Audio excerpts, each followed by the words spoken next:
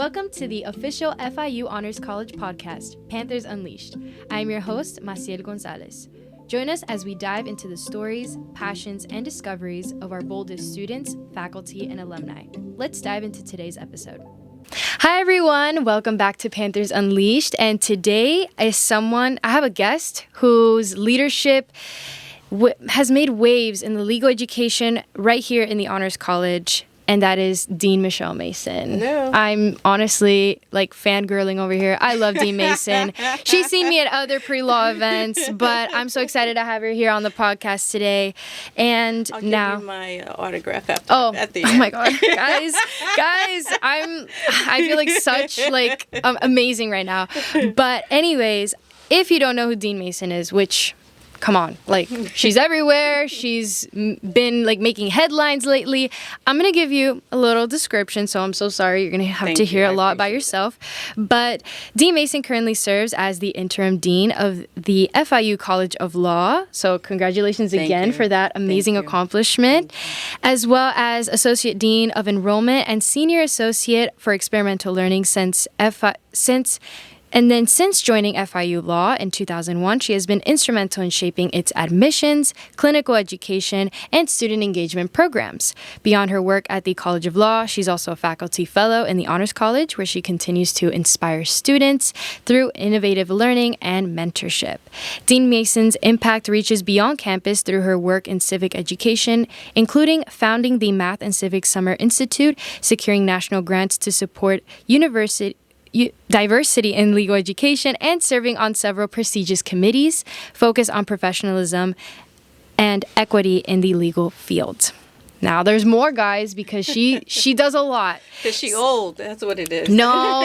We don't see that. Oh, I'm sorry. Older. Yeah. Experienced. Exact. Wiser. So she's received numerous accolades, including recognition as one of South Florida's top most powerful Black professionals, a National Institute for Teaching Ethics and Professionalism Fellow, and the Florida Bar's Law Faculty Professionalism Award. And she was also named a 2025 Power Leader in Florida by the South Florida Business Journal this past summer, which congratulations again. That's such an amazing achievement. Very nice. Very kind. Yes. And today we're especially excited to talk about something groundbreaking for our Honors College students, which I think is going to benefit a lot of our pre-law students. So this is a great episode for you guys to watch.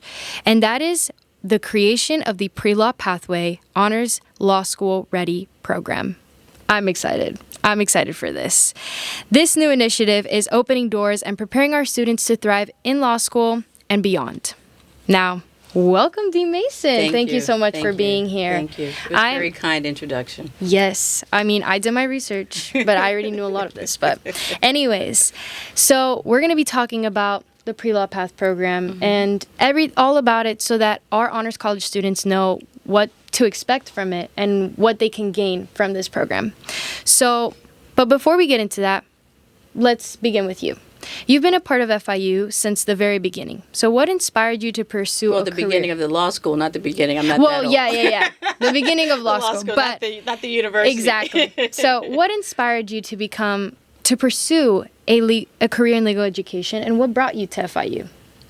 So I think, what I would like to say was what brought me to legal education was a plan. It wasn't a plan. What happened was, and I may have shared this with you, and I've shared with other students as well, is that when I graduated, I did a whole bunch of things in law school and what I have told students are what good law students do, right? So at the end of my first year of law school, I worked for Camden Regional Legal Services. So I went to Rutgers, Camden for law school and did kind of public interest work.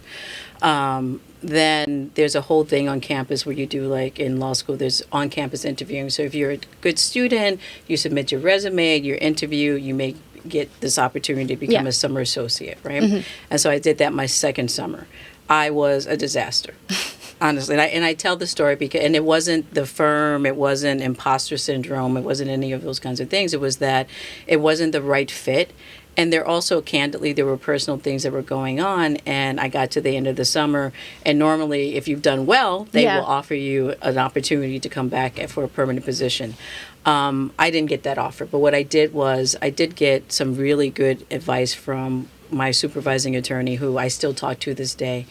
And I was, of course, mortified and embarrassed kind of thing because, it's very public, right? Yeah.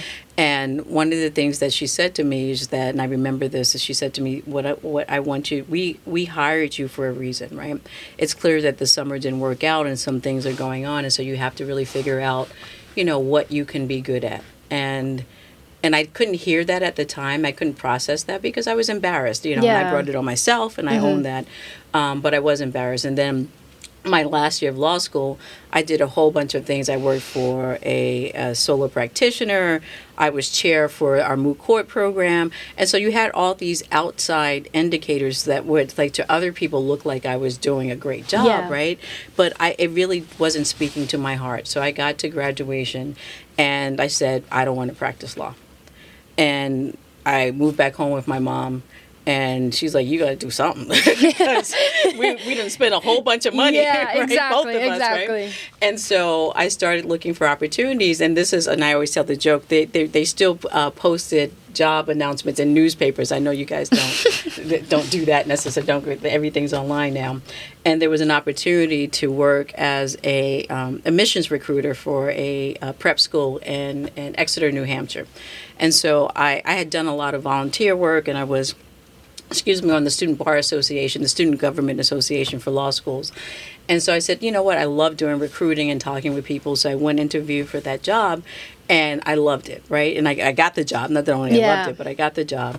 And I moved to Exeter, New Hampshire, in the middle of nowhere, right, USA. And it was a great experience. So I got to be with students, and I liked being in an educational environment. So I did that for about 2.5 years.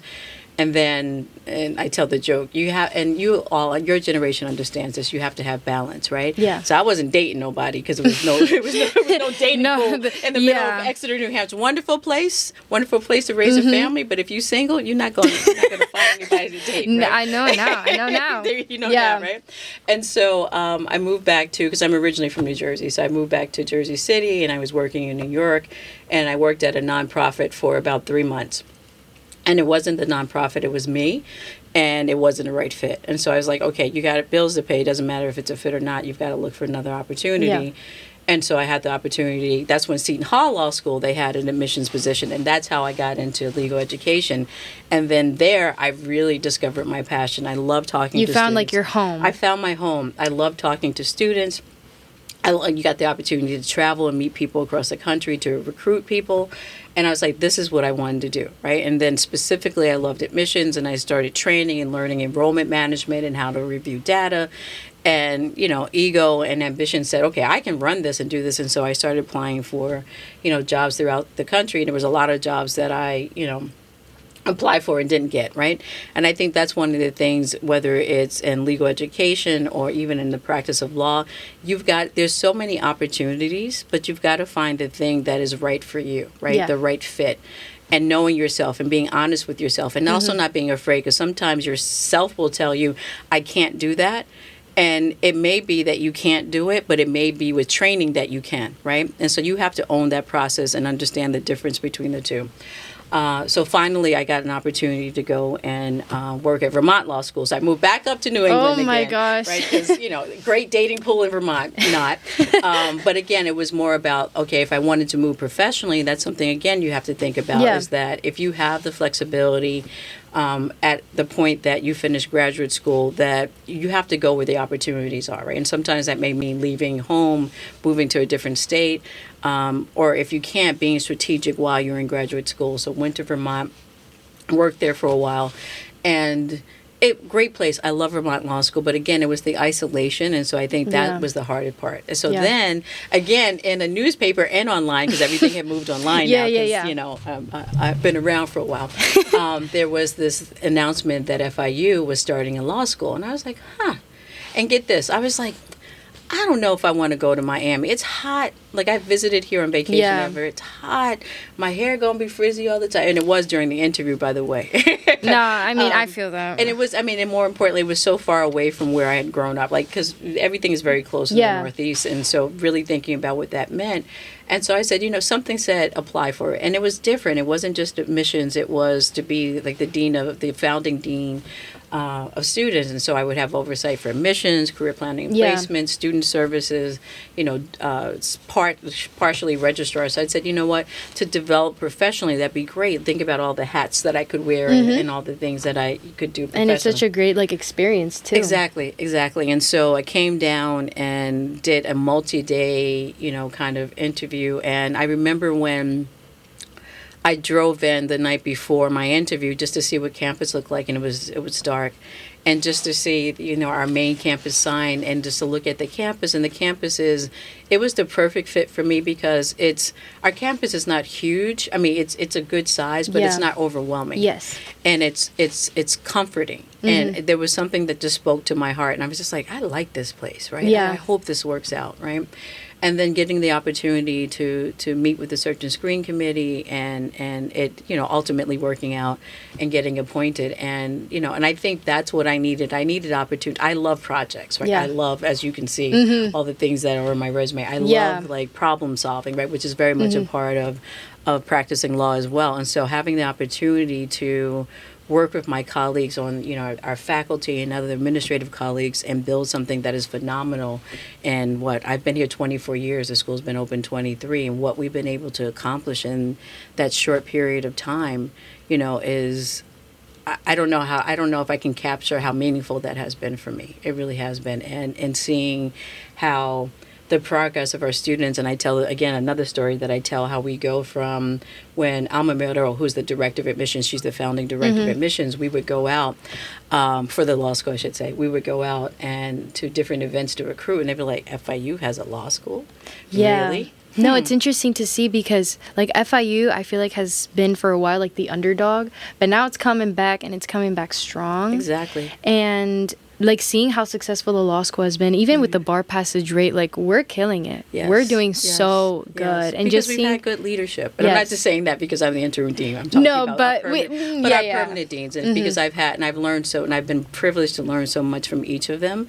And so it's the leadership that we've had with our permanent deans. It's also just the ethos and the culture that, and this, you're a student here, of FIU and what that means. FIU legitimately cares about, and that's not to imply other places don't, because I haven't been everywhere, but legitimately cares about its students, our students, and I love being a part of a place like that and what that has meant, and seeing how our alumni have gone from, their first class on their first day, and I remember our orientation, right?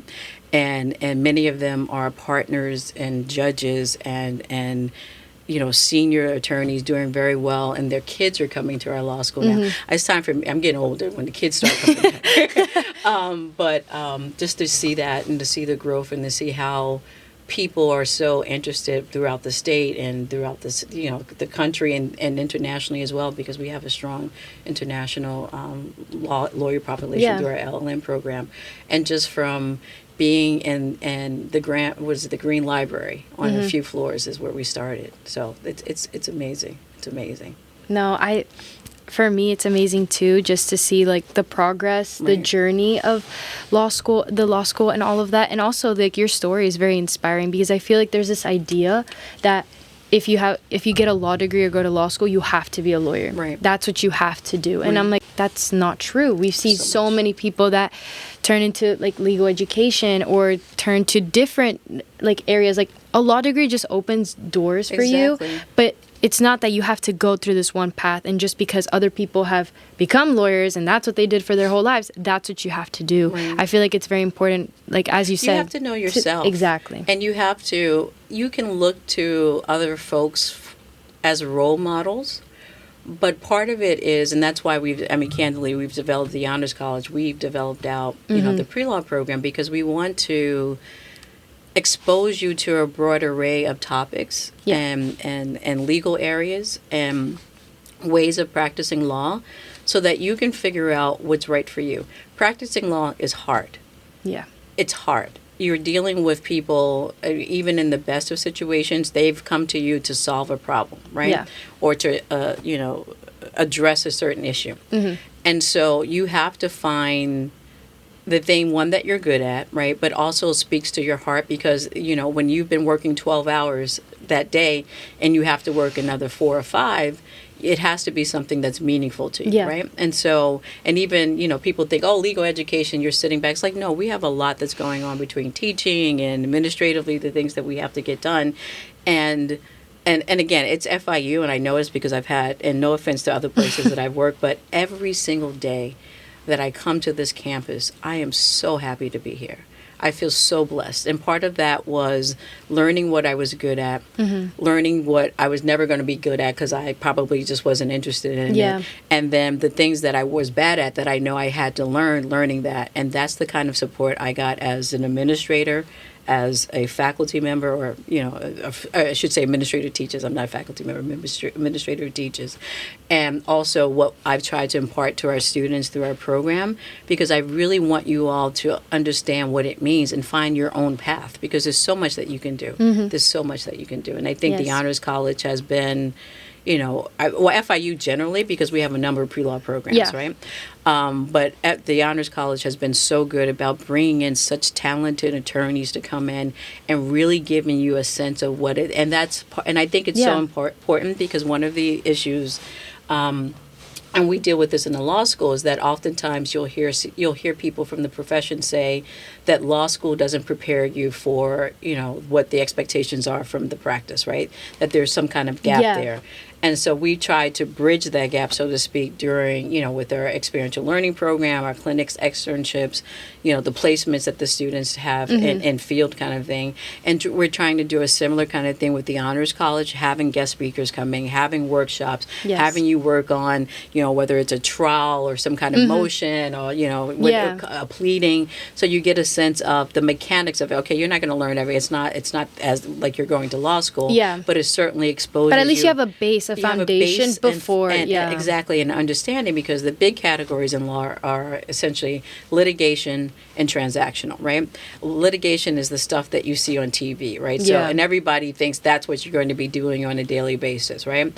That's not necessarily what you want to do, and if you want to do, that's a certain kind. If you do want to do that, that's a certain kind of training.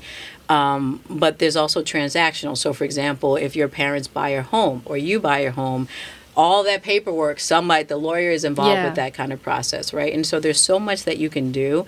And I think part of what we're trying to do at the Honors College is unpack that for you and say, listen, big categories, this is how it breaks down. Go get some practical exposure, talk to lawyers. And that's one of the things you'll find, and I would encourage all students to do that.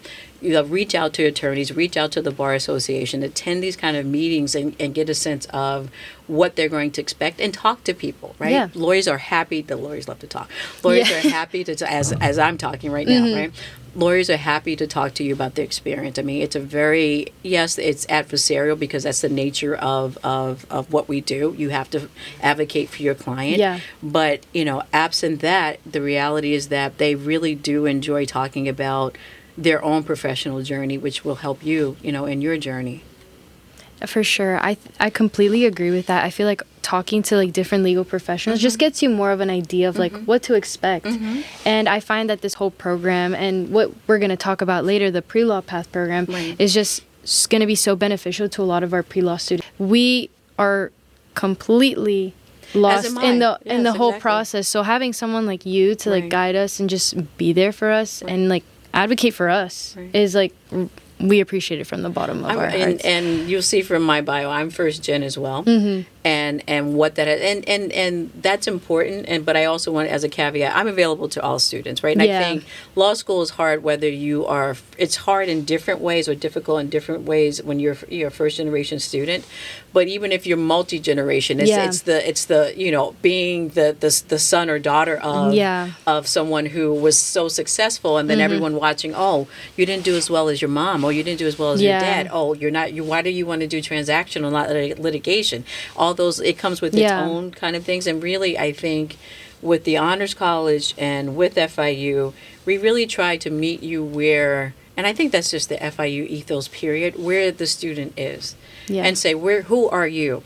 Are you first generation? I'm going to be here to support you. Are you, second, third generation? We're going to be here to support you. We're going to support you in different ways and some similar ways, but we're going to be here for you, right? Yeah. And I think that, yes, the way that I approach legal education, the way that I approach administrative work, the way I approach interacting with our clients are very much informed by being a first generation student, understanding that I'm the first person to finish high school in my family. Yeah. High school, right?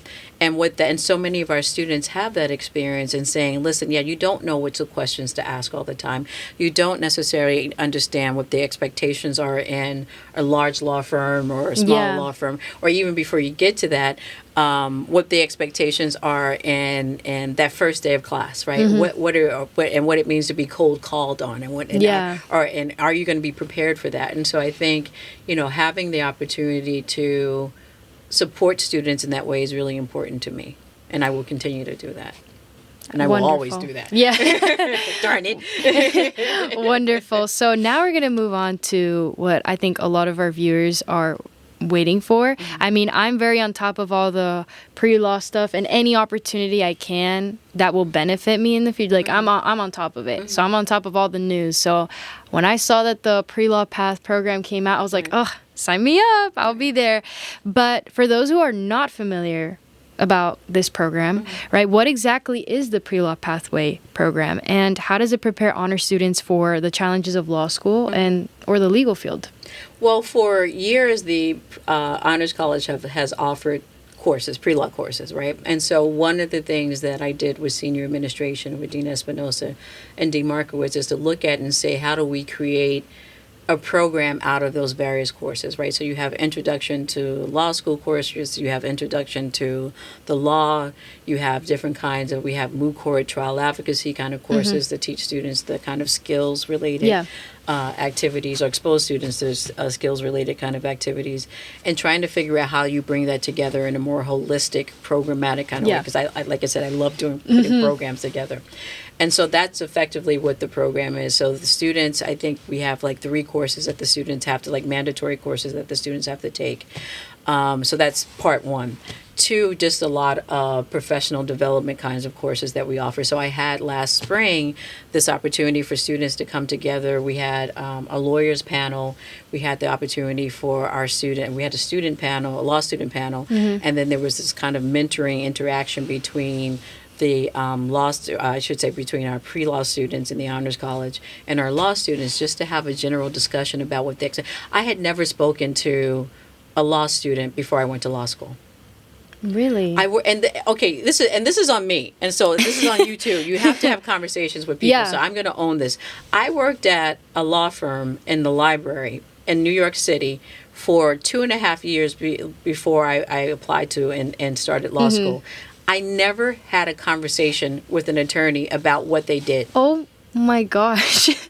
Okay, so I could never, because I have a fear of the unknown, so I need to talk to people and just ask them how was your experience? Right. How was it what to expect and stuff? No, I didn't do that. I think part of it because and great thing, I had been told from the time that I was little that I was going to law school. So I was just all right, I know I got it. Yeah. And so I was just focused on that, but I was in a place where I should have been asking. You were in the center. The center at a major law firm, great law firm, Strickland Vance, still in business, wonderful, state, international law firm, and never had a conversation with anyone. Right? Don't do that. And so I think, and I am putting together, I mentioned that because in putting together and working to put together the program for the Honors College, conversations are important. You've got to have conversations. That's the only way you're going to figure out, at least somewhat, what you may be interested in. Law school and practical exposure and doctrinal courses and requirements may change that. But understanding what the big topics are is so important, right? Yeah. And so that's what we're trying to do for you, to expose you to build the skills that you need, right? So to understand that it's not just the oratory skills, that the writing is so central to what you do as an attorney, right? Yeah. And so we focus on your writing. We focus on giving you the opportunity to work on different kinds of pleadings and other kind of legal documents, so you can unpack it and start and understanding the basic concepts, right? And then professional development, having the opportunity to hear from practitioners at large law firms, small law firms, having judges come in, runs the gamut, having people who decided to do something different, alternative careers, right? Looking at policy. There's so many wonderful fellowships where you can go and work for the federal or the state government if you want to do that as an attorney, right? So exposing all of you to the broad array of opportunities is what that program is about. LSAT prep. We have one of the best LSAT instructors. Yes, I will shout him out, Eric Isaac. Has he been on here?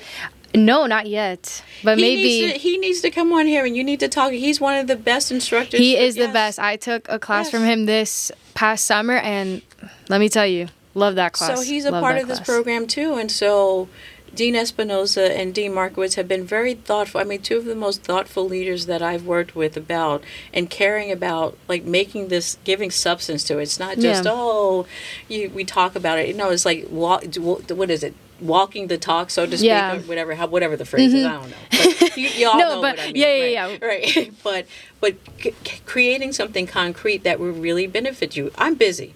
You all are busy. I'm not going to waste my time in a program or waste time and money in a program for our students if I didn't believe in it. I believe in what we've been able to do. I see the results of what we've been able to do informally and like, say, with the existing program, in terms of the schools that the students are going to, not just FIU Law School, but nationally where our kids are going, right, from the Honors College.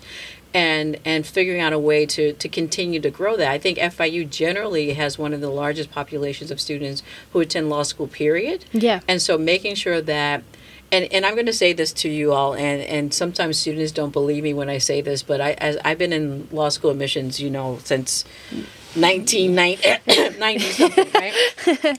There are approximately 200 law schools in this country. 200. Mm-hmm.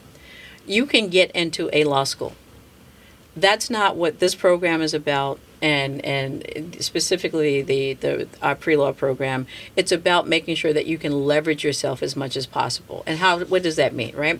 Preliminarily is leveraging yourself on the LSAT, right? Being able to do well in that, and taking these courses starts to get you to think about. It changes your mind intellectually, right? Yeah. And not to say that you can't do it without, but you do it better, right? Mm-hmm. Because you're starting to think about very complex kind of notions and logic and reasoning and rationale and stuff very early in the process, right? And so that's a part of it. And really be thinking about and preparing for the LSAT and what the expectations are going to be for that, right? Application process. We have a course that hopefully I can still teach. We'll see, but someone's teaching in the fall semester that walks you through the whole application process from beginning to end, right? Yeah, because it's definitely not easy. I mean, as a pre-law student myself, going through the law school process, it is not an easy process to be doing it alone. No. You need mentorship, you need guidance, you need other people that you can rely on. Right. So, I mean, I've found that a lot with, like, being part of the Honors College, being part of, like, pre-law organizations on campus, and just, I feel like this program... And Places is one of the best organizations. Yes. I have to say, what you all have done as students, it made me step up my game. I was like, I need to be doing a little better. But no, and the opportunities that you all have created for yourself, it's amazing. It's amazing. Yes. It really is. But my original point with the pre-law program is that, you have to start thinking about these concepts very early, right? And as my original point was that, there are 200 law schools in the country, right? But this is about, let's figure out how we leverage you on the LSAT, leverage you in terms of the applications that you submit. Law school is expensive. Let me say it again. Law school is expensive. You have to think about how are you going to pay for law school. And so when I use the word leverage, I mean, can you, and you should always apply to schools that you're going to be eligible or the potential for scholarships are there. Can you get some of that underwritten, right? And so that's important to look at the LSAT. It's important to be strategic in terms of the law schools that you apply to. We all have our dream schools, right? I have my dream school. No, but you have to know how to play the game, and you have to know how to be strategic about your application. You want to seem as strong like as a strong applicant as you can. Exactly. And so those are the kinds of things and you need to think about that early as in the process as possible, because once you get into the mindset, sometimes you're not as focused as you need to be on the process. And the Law School Ready program helps you do that. I mean, that's what it makes you ready for law school, right? The classes that you're taking. Now, here's what I'm going to say to you. Okay. Nothing's really going to prepare you for law school completely, right? Mm-hmm. But you can be better prepared by understanding. So, for example, when I got because we used to get our schedules in the mail. Imagine that, right? Right? Now there were no compute. There was nothing. We all had Word. Yes, we had a word processor. There was no email when I started law school back in the ancient times. And so they mailed you your schedule, and there was this course on there called torts. And I was like, I don't know. And I don't know what that is. Yeah. I didn't think to ask one of the attorneys, right? Yeah. And look at that. But so it's having a safe space to ask questions that you don't know. Mm-hmm. And that's what we do. We just want, or even giving you the information so that you don't, because sometimes it's just important to know, sometimes you don't know which questions to ask. Yeah. Our job is to basically to raise those questions for you and to help you answer those questions. Because you can't ask a question if you don't know you should be asking it, right? Yeah. Mm-hmm. No, I think that's very important. And continuing on the program. So the program emphasizes 3 pillars, mm-hmm. which is exposure, knowledge, and practical application. Mm-hmm. So can you break down why each of these is so essential for pre-law students? Okay, so let's do the first one is exposure. So, because when you get 59, sometimes you got to have to remind yourself. So exposure, I mean, that's what we've been talking about for the last 20, 25 minutes. Is just understanding, having, I guess, access and the opportunity to unpack concepts in a safe space, in a space where you can make where you don't have to be worried about the outcome, right? Yeah. Everything from the time that you are born and start, elementary school forward, mm-hmm. It's always outcome, focused, right? What is the grade? Am I going to, get my degree kind of thing? I think that, and yes, our courses are graded as well. So yes, you've got to do well in the courses, exactly. right? But it's more about giving you a broad exposure to what law school, the various areas of law school, right? So mm-hmm. that's the exposure, right? It's exposure to, and talking with practitioners who are either very junior to very senior practitioners who can say, listen, this has been my experience. And some of those experiences you may relate to, others mm-hmm. you may not, right? But it's good to just know, right? So mm-hmm. just at a very basic level, exposure, right? What's the next one? Knowledge, yeah. Because as I said, I went to law school and didn't know what a tort was, right? and again, starting you to think about, to start approaching things like they will expect you to approach it, or like we will expect you to approach it as a law student, right? Yeah. You never, and this is one of the things that I say to our pre-law students, when you read a case, right? The first time you brief a case, like break the case down into the ruling, the statutes, the court's rationale kind of thing, you need to read every single word. And you need to understand every single word. And you need to never assume that you understand every single word, because a word and, like, say, that you assume that you know may have a different legal meaning. Yeah. Right? So having the knowledge to even ask that question of yourself is something that, we want you to start thinking about, right? Don't assume. Mm-hmm. Because your client could lose their house. They could lose their life if you assume that you know, right? Yeah. The other thing I'm going to tell you all too, please don't use AI use AI appropriately. The law schools that you're looking at, they will develop, and we are developing programs to figure out a way how you incorporate that into the practice of law. The practitioners are incorporating it. Use it as an aid, but don't use it as because they're out. There have been cases where people have been disbarred because they will make ChatGPT write a case brief, and then that case doesn't exist. And in a decision by a judge because law clerks oftentimes will help judges draft their ruling or whatever, case didn't exist. I don't know what the outcome will be for that particular attorney, mm-hmm. but it won't be a good one. No, definitely not. So you have to learn, and it's a challenging time for young lawyers and for those who are interested in law, because you have things are changing, right, and evolving. Again, knowing that and having those conversations is very much a part of what we do in the Honors College and what we're also doing at the law school. But we're really thinking about how the practice is going to change radically because of AI. Yeah. And being on the cutting edge and starting to think about that and thinking about how you incorporate that, whether you're a solo practitioner or whether you're working in a large law firm, right? What is that? Or whether you're working in, for the government. Right? Yeah. And really thinking and packing. So that kind of knowledge is important, right? So there's knowledge. Definitely. Okay, so what's the third one? The third one and the last one is practical application. Practical application. Yeah. So that is in different ways. So internships, you want to, and we spend a lot of time counseling students saying, listen, let's think about the opportunity for you to go and intern for the summer or even during the academic year with the state attorney's office. All our state attorney's offices locally love to have college students come in and speak with them. With the public defender's office, with legal services offices, there's a number of... There's many opportunities out there. It's just getting you to those opportunities or giving you access to those opportunities, because I know several pre-law students who right now are interning with the Miami-Dade Bar. Exactly. And with doing judicial internships and other things. So it's just connecting you to those opportunities so that you yourself can have your pick of what's best for you. Because what you think in the abstract you want to do or what an area law will be like is very different when you see it in practice. And so you want to try and you want to not do what I did, and you want to try and get really good practical exposure again. And so what we do is we have a counselor who will sit down with you, make suggestions. We have a great career services office through FIU where a number of those opportunities are listed as well. So now continuing with the program, what are some courses or modules or just coaching sessions that students can expect from being within the program? Oh my God, there's so many.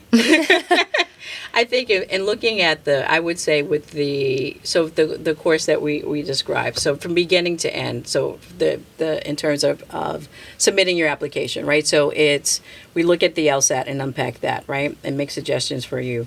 It's looking at your personal statement and reviewing that and figuring out what you want to talk about.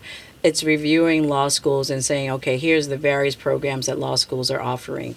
It's talking about in terms of your recommendations and when the timing of when you should ask for those recommendations and from whom you should ask for those recommendations and how you. And one of the things I say to students, one of the things I did and encourage our students to do is to give your person writing your recommendation to give them a copy of your personal statement if it's written or a draft of it, even if it's not complete, to give them a copy of your resume so that they can put in context, for them or for the the law school, how they know you and how this fits with the rest of the things that you want to do.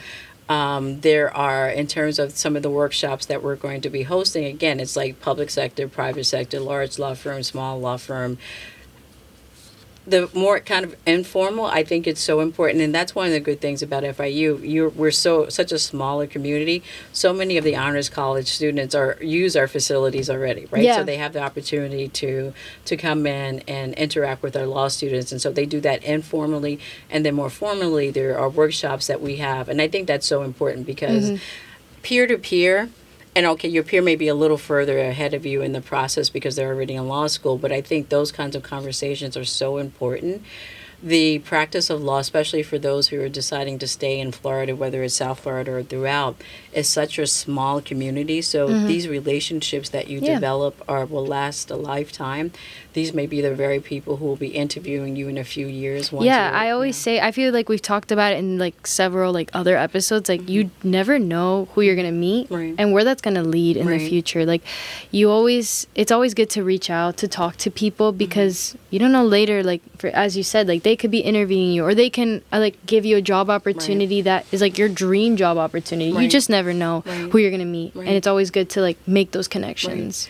And we have great faculty teaching in our program. I mean that's one of the things is just that they're excited to do it, and they are well respected in the profession, and they have this very similar to mine. They want to help, right? They want to be there for our students in ways that I think will prove or have proven very Yeah. meaningful. So I think it's a wonderful, like, and of course I'm helping run the program, so maybe you would say, of course I'm going to say that, but I take this very seriously. When you are in law school, they spend a lot of time talking about ethics, professionalism, and responsibility. So it's not like, oh, let's just try and get as much money as we can from the student. It's not about that, right? I would never do that with our students. And so this is something that I believe in, and it takes a lot of time. But it's something that I'm dedicated to and will continue to, because you don't understand how, when I get a text message or a phone call, and a student says, I got into, of course, FIU law, because I want everybody to go to FIU law, or a student says that I got into X law school, and I know what their journey has been like and how hard they've worked. You don't know how meaningful that is for me, and what that means, to feel like I contributed in that way. And I think that's probably what, and figuring out. I think that's the draw for a lot of people in law school, and I'm going to say, because you said this to me before we started, that you really want to help people, right? You want to have a meaningful impact on people's lives. And I think I've been blessed, and I do see it as a blessing. Like, I worked hard kind of thing, but it still is a blessing to get the opportunity. But just to get the opportunity to help people, and I think that, that there's nothing beyond that, right? And you know that, and I think that's the draw for all of us. And so, the Honors College program does that, FIU Law School does that, and I'm just feel very proud and blessed to be a part of it. All right, so we've talked a lot about this program and all the great benefits and everything. If you guys aren't convinced about this program yet, I don't know what else is going to convince you, because I'm coming to your house. Yeah. Be ready. D. Mason will be knocking. We'll follow you on campus. I probably shouldn't do that. Yeah. So we're talking about all the Right. legal ethics and stuff. Exactly. So I probably shouldn't do that. I won't be doing that. But you will be probably scolded by D. Mason. Yes, I will. Yeah. But with this program, what do you hope students walk away with after completing the program? Not just in terms of law school readiness, but more so on the professional and personal growth. Understanding when you refer to yourself, or once when you pass the bar and you get sworn in, understanding what it means to call yourself an attorney, understanding the response, not just the power.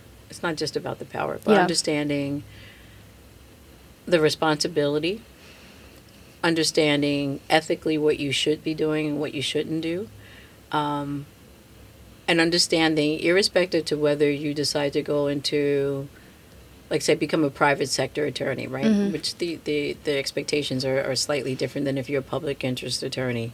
But understanding that you have an obligation to help people, irrespective of what you're doing. And you should always be helping people, but helping people that may not be as privileged as you. That will always be a part of what I do, as interim dean, as, senior associate dean, as a human being. I always feel as if that's something that, and maybe that's just growing up Catholic and what that means too, right? But we have an obligation to help other people, even if it's just one other person. Even if it's just something as simple as when you become an attorney and the student comes to you and he or she is like, well, what should I be doing? And telling, just sometimes it's just about sharing your own journey and taking the time to do that. So I want students to come away with that, an understanding that you have an ethical obligation to help other people. Understanding how wonderful, and this is going to sound corny, but how wonderful the U.S., and not to imply that Florida's Constitution is not great. It's great too. Yeah. But understanding the U.S. Constitution. That's so random, I know. But understanding what it means to be, or to have listed rights, right? Looking at the U.S. Constitution, honestly, that's just random, but that's just in my brain. But it's giving true. You candy. Yeah. And it's a wonderful and fascinating document, and just having the time to look at that and unpack that in ways, I think it's important. And you could say that about other areas of law, but that's just for me, right? That's what speaks to me. I think also, just in terms of practically speaking, understanding what the law school application process will be. And how do you negotiate that and get through that? And then having at least a a general understanding of what the expectations of law school is going to be, or are going to be, expectations are going to be. And really thinking about what that means, and having a seriousness of purpose and understanding. Because again, there were times, and this is no, indictment of where I went as an undergrad, but there were certain courses where I could just show up, get the, the syllabus. Yeah. And I did it. And, basically show up the first day, miss a few days, take the final exam, and still be good, right? You do that, first of all, as a law student. I think in some ways that's unethical, because. No. Yeah. Like you can get, I guess, like get away with that as an undergrad, but definitely not in law school. And it's not going to happen. You'll fail. Right? Yeah. And understanding that you've got to commit from day one forward, that you've got to be organized, that you've got to put together some kind of plan, right? And really, and that's a part of what, we do as well, is saying to, okay, what is your schedule going to look like on a daily basis, right? How do you prepare yourself? Understanding that it is stressful, and I don't necessarily believe in, that could be, if you invite me back, we can talk about that work-life balance, but having emotional and psychological balance is something different, right? And understanding how to deal with stress, because a lot of times in law school, and I was guilty of this in myself, because I always will be candid, where I didn't necessarily deal with stress in healthy ways. Yeah.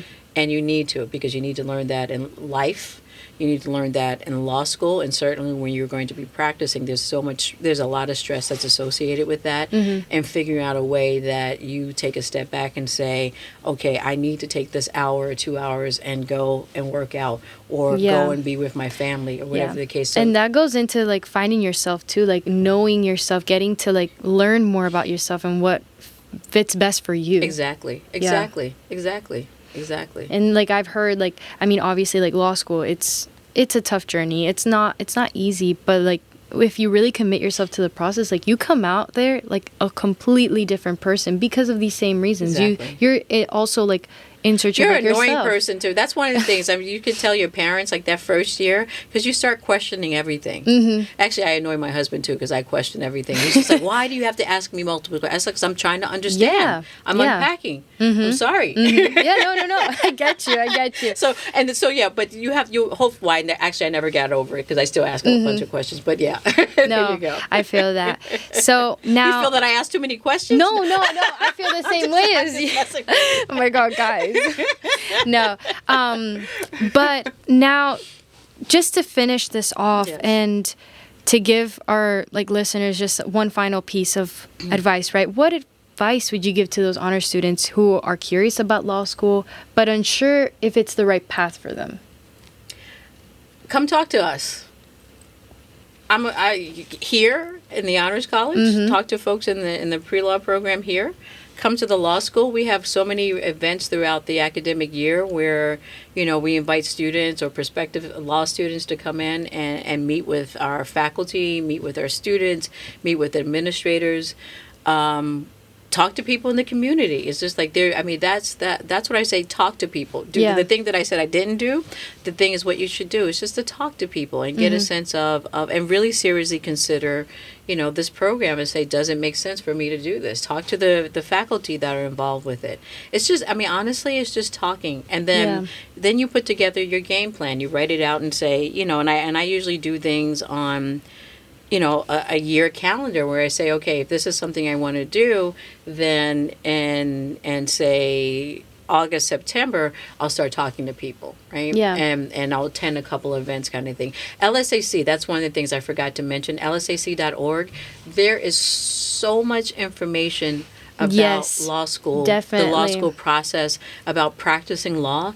That's the first place where you should start. Honestly, that's where lsac.org is where you should start. And you'll find a lot of like opportunities to like even meet with like law school admissions people. Like right now, they have a law school admissions forum, and it varies from California to Miami. And this year, they're going to be doing it in Miami. Yes. And that's where you're going to meet all the schools, like T14, like Harvard, Yale, and like FIU, UM. Like you're going to meet so many people. And it's because of like that website. That's the other thing. That's a great mention, because you want to go to that fair and go through each table and talk to people. Have a few questions that don't have like 20 because it's packed. Yeah, have a few questions and just ask. Get the materials. I know no one looks at paper anymore, but I love paper. I like paper too. I feel like I'm like old school. Yes. Like I do not like you can reading. say old school. It's fine. Yeah, but I don't like everything like online. Like I like having the physical and stuff too. And this is just random thing. I want you also to think about, as you think about attending law school, really think about what your strengths and weaknesses are as you study. Mm-hmm. You can't, for me, studying online, because you just pointed that out, and I'll be quick, but studying online, I learn and retain information better when it's on paper. Me too. And I find that a lot, but like I've been, at least myself with the LSAT, since it's like now online, I've had to like learn to adapt to that because I'm more of like on paper. Like my books, if I'm reading, like it has to be on paper. Like I cannot do, or I don't do as well like with the online. And I would do both. I would do my learning and studying on paper, and then as I do practice exams, I would do them online because that's going to be the expectation. Because that way you build up your skills. But yeah, for sure. There you go. So talk to people, guys. Know like you can come talk to Dean Mason, the law school, law students. Anywhere, just you're gonna find a lot of information online. We're in the day and age where everything's online and posted and available to you guys. So it's really up to you guys to just find those people, find those opportunities. But that brings us to the end of our episode. Unfortunately, I mean, I love talking to you so much, and I appreciate you coming here. I know you're a very busy woman, but I appreciate you taking the time out of your busy schedule to be here with me and to just share your journey, your passion for student success, for FIU Law, for FIU Honors College, and your incredible work behind this whole program. You are so professional. Not that I expected otherwise, but no, and I didn't expect otherwise. Thank you. I really didn't. But that is honestly, that's the marker of an FIU Honors College student. And again, not to say that other students aren't. Thank you. But you all have a seriousness of purpose. Thank you. Thank you so much. And if you're an FIU Honors student, like thinking about law school or just even curious about the whole process or where it might lead, right? I suggest this program for you guys. You might learn a lot of things that you didn't know before. You're gonna gain a lot of opportunities that you wouldn't otherwise. And you don't know where it might lead you. I feel like you should take every opportunity that's given to you. You know, you never know where it's going to lead. And if it's there and you have the time for it, it fits in your schedule, I feel like you should take it. You should jump on that because you never know when that opportunity is going to come again. You just never know. But anyways, I have to mention the media stuff now, unfortunately. So you can find the FIU law program, the pre-law program online at our Honors College website. But you can also find our podcast, Panthers Unleashed, on Spotify and on YouTube. Panthers. Yeah, Panthers Unleashed. You can find us both there. And obviously, subscribe, follow us, make sure that you turn on those notifications so that you don't miss an episode like ours and any other future episodes, of course. And you can also find any updates on events, all of like our information, any more exciting opportunities. You can find that on our Instagram. That's where we post most of our stuff, which is at FIU Honors. So I think that's it with all the media stuff. But make sure that you guys are following along, and I suggest that you really look into this program because it is a very great program for you guys and a great opportunity that I think you should take advantage of. But with that being said, thank you so much for being here. And as always, Panthers, pause up. Pause up.